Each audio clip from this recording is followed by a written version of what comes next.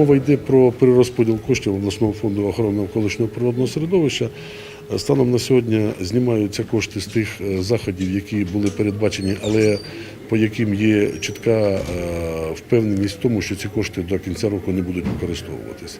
Це гідротехнічна споруда на річці Сула в селі Млини Лохвицького району Полтавської області.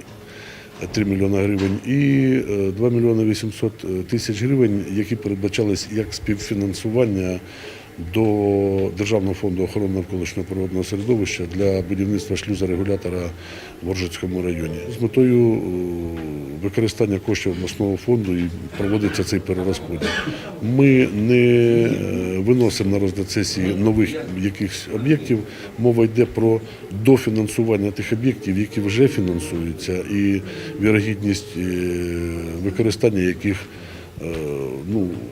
повна до кінця поточного року. При наявності відповідних умов, а саме, якщо будуть вирішені земельні питання по шлюзорегулятору в Воржицькому районі, безперечно, ми повернемось до цього питання. Якщо буде і далі продовжуватись тема комплексної розчистки річок, а я впевнений, що вона буде продовжуватись, таким чином ми і розчистку річок продовжимо, як уже розпочаті роботи.